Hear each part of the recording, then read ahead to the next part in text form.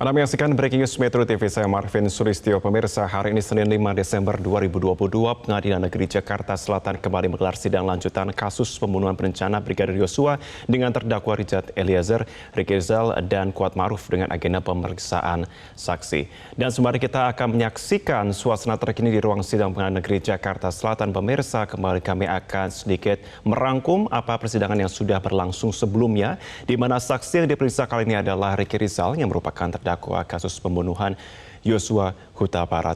Kita saksikan bersama pemirsa, tepatnya pada hari ini yang tengah memberikan keterangan ataupun kesaksian adalah Ricky Rizal. Dengan saat ini pun disaksikan langsung oleh terdakwa Kuat Ma'ruf dan juga Richard Eliezer. Pada pekan kemarin, Eliezer sudah bersaksi di persidangan untuk terdakwa Kuat dan juga Ricky Rizal. Dari kesaksian Eliezer tersebut pada pekan lalu, pemirsa, kami review sedikit, terungkap beberapa hal, mulai hubungan dari Ferdy Sambo dan Putri Chandrawati hingga detik-detik penembakan Yosua Huta Barat. Dan kini giliran Kuat Ma'ruf dan Ricky Rizal yang akan memberikan keterangan di depan majelis hakim terkait apa yang mereka ketahui, yang mereka alami dalam kasus pembunuhan Yosua Huta Barat.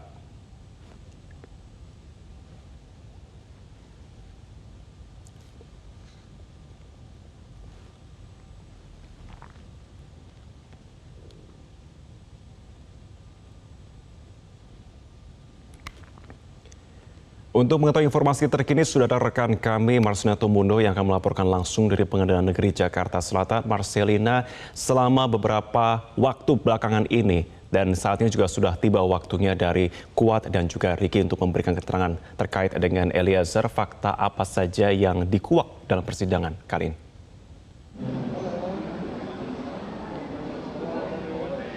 Ya, Marvin, dalam persidangan hari ini tadi sampai dengan sekarang Ricky Rizal sedang memberikan kesaksian untuk dua terdakwa, yakni untuk Richard Eliezer dan untuk Kuat Ma'ruf. Sudah ada beberapa materi pendalaman yang disampaikan oleh majelis hakim, seperti misalnya di awal tadi hakim menanyakan terkait bagaimana awal mula Ricky Rizal mengenal dan juga bekerja untuk Ferdy Sambo. Ia ceritakan bahwa pertama kali ia bekerja ketika Ferdy Sambo menjabat sebagai Kapolres Brebes di tahun 2013 sampai 2015. Dalam kurun waktu 2 tahun itu juga ternyata Ricky Rizal sudah mengenal sosok Kuat Ma'ruf yang juga bekerja untuk Ferdy Sambo sebagai supir untuk mengantarkan anak-anak Ferdy Sambo ke sekolah.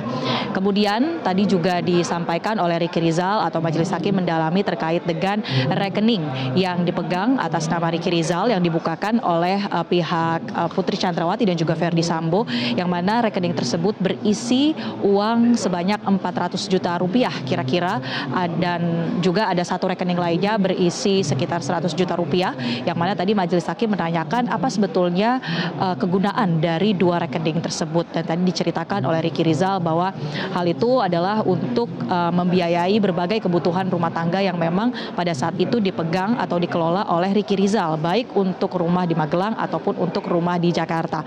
Hal ini juga sempat menjadi bahan pendalaman dari majelis hakim untuk beberapa saksi-saksi sebelumnya dalam persidangan, baik untuk ketiga terdakwa, untuk Richard, Ricky ataupun untuk Kuat Ma'ruf. Dan tadi juga sudah diklarifikasi atau dijelaskan oleh pihak saksi Ricky Rizal. Selanjutnya yang menarik ini adalah ketika majelis hakim mendalami soal kronologi di Magelang, tepatnya adalah pada tanggal 7 Juli 2022 lalu. Richard menceritakan bahwa pada saat itu ia ada di Magelang bersama dengan Putri Chandrawati, kemudian ada Yosua, Ricky Rizal, maksud kami ada Richard Eliezer di sana, dan ada Kuat serta ada Susi. Nah, pada saat itu Ricky menceritakan bahwa ia melihat kondisi dari Putri Chandrawati ini dalam kondisi yang menurutnya kurang sehat karena hanya berbaring di kamar. Lalu pada saat itu Ricky sempat mendapatkan perintah dari Putri Chandrawati untuk memberikan atau mencarikan bahan-bahan sembako untuk disumbangkan kepada sebuah panti asuhan yang berada di kawasan Magelang pada saat itu.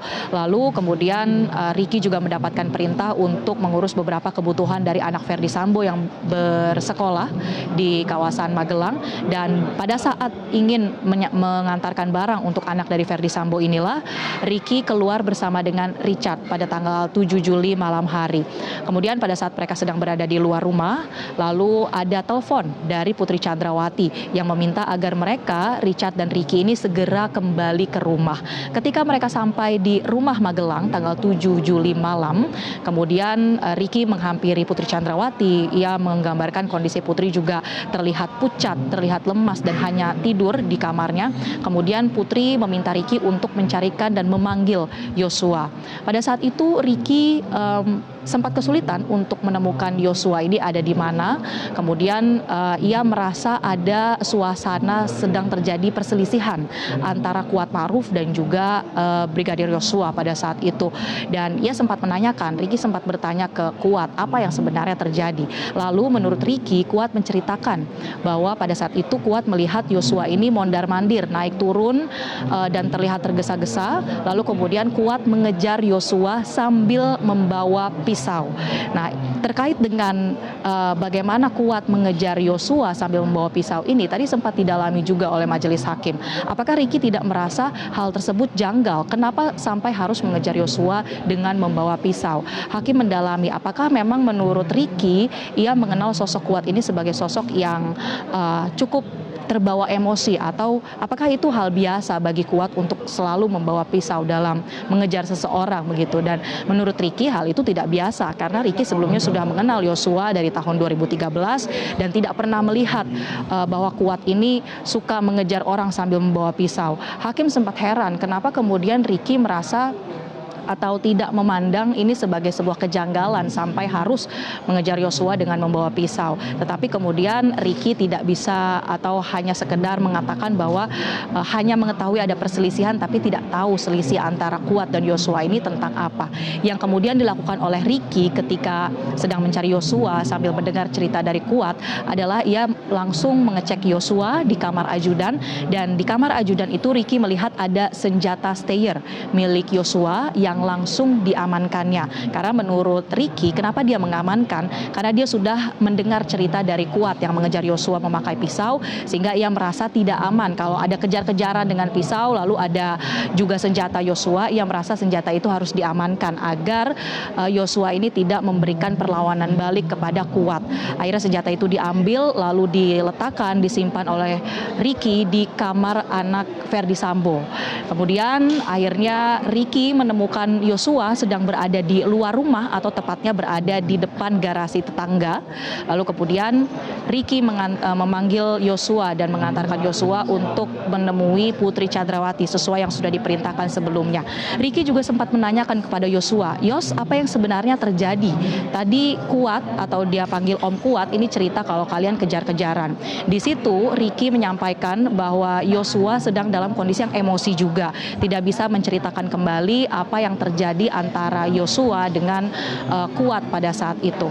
Tetapi kemudian walaupun tidak mendapatkan jawaban, Ricky tetap mengantarkan Yosua ke kamar Putri Chandrawati, dan saat itu Ricky menceritakan bahwa sempat ada pertemuan antara Yosua dan Putri di dalam kamarnya selama kurang lebih 10 menit.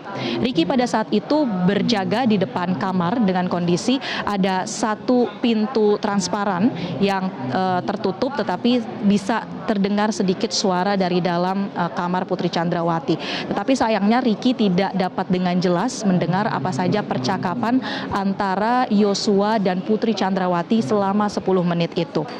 Kemudian ketika sudah selesai 10 menit bertemu, Yosua pun keluar, dan Ricky menggambarkan ketika keluar dari dalam kamar Putri, Yosua sudah dalam kondisi yang lebih tenang, sudah tidak emosi, dan Ricky sempat menanyakan lagi, apa yang sebenarnya terjadi antara kamu dengan Kuat? Tapi kemudian Yosua tetap tidak bisa menceritakan, ia hanya mengatakan tidak apa-apa, tidak ada masalah. Lalu sudah selesai di tanggal 7 Juli itu, mereka kemudian beristirahat di malam harinya. Lalu berlanjut ke peristiwa di tanggal 8 Juli pagi ketika pada saat itu Ricky menceritakan mereka bersiap-siap untuk mengantarkan Putri Chandrawati menuju atau pulang ke Jakarta dengan sejumlah persiapan. Pada saat itu Ricky juga menceritakan bahwa Yosua ikut bersiap-siap bersama dengan rombongan ajudan dan rombongan supir bersama dengan Susi pada saat itu untuk kembali ke Jakarta. Pendalaman-pendalaman ini tentunya masih terus berlanjut sampai dengan saat ini masih duduk sebagai saksi adalah Ricky Rizal. Untuk kedua terdakwa yakni Richard Eliezer dan juga Kuat Ma'ruf. Persidangan pada hari ini merupakan kelanjutan dari persidangan di tanggal 30 November kemarin ketika Richard Eliezer yang duduk sebagai saksi mahkota untuk memberikan keterangan bagi kedua terdakwa Ricky Rizal dan juga Kuat Ma'ruf. Kita tentunya masih terus penasaran menggali sebetulnya apa motif dari pembunuhan berencana Brigadir Yosua ini, karena kalau kita rangkum rangkaian cerita ini memang sangat terkait dengan peristiwa di Magelang sebagaimana yang kerap kali disebutkan baik dari pihak kuasa hukum keluarga Brigadir Yosua yang juga meminta agar motif ini tentunya bisa terungkap dalam persidangan pada saat ini. Kita akan terus nantikan Marvin terkait dengan perkembangan persidangan. Kembali ke Anda di studio, Marvin. Marcelina, tadi pada waktu awal sidang, kuasa hukum Richard Eliezer mengajukan permohonan justice kolaborator. Apakah sudah diterima dan ditanggapi oleh majelis hakim?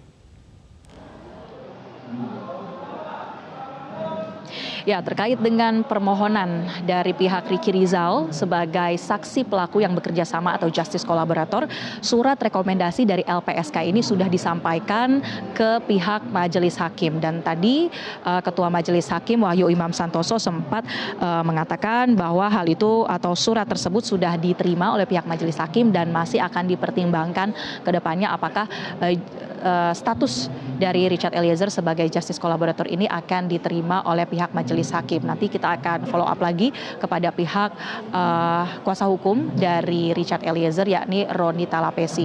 Tadi kami sudah melihat juga isi dari surat rekomendasi LPSK ini yang menyebutkan bahwa dari pihak LPSK juga sudah melakukan pemeriksaan kepada terdakwa Richard Eliezer sebagai pemohon untuk dilindungi oleh LPSK. Ada beberapa pertimbangan dari LPSK yang merekomendasikan Richard sebagai justice collaborator. 3 diantaranya ini adalah LPSK melihat bahwa keterangan yang diberikan oleh Richard Eliezer ini adalah keterangan yang penting bagi membuka terangnya kasus pembunuhan berencana Brigadir Yosua ini. Kemudian pertimbangan yang kedua adalah menurut LPSK, Richard Eliezer ini bukanlah pelaku utama. Kalau kita lihat memang dari rangkaian cerita ini banyak sekali perintah yang datangnya dari terdakwa Ferdy Sambo, baik untuk membunuh Brigadir Yosua ataupun untuk menghilangkan berbagai barang bukti dalam kasus obstruction of justice. Kemudian pertimbangan ketiga dari LPSK melihat bahwa Richard Eliezer ini berada di bawah tekanan. Kalau kita lihat dalam rangkaian kesaksian di persidangan juga banyak sekali saksi-saksi ataupun terdakwa yang mengaku merasa tertekan dengan adanya perintah-perintah dari Ferdy Sambo. Kita akan nantikan selanjutnya apakah kemudian permohonan justice collaborator ini akan diterima oleh majelis hakim. Kembali ke Anda di studio, Marvin.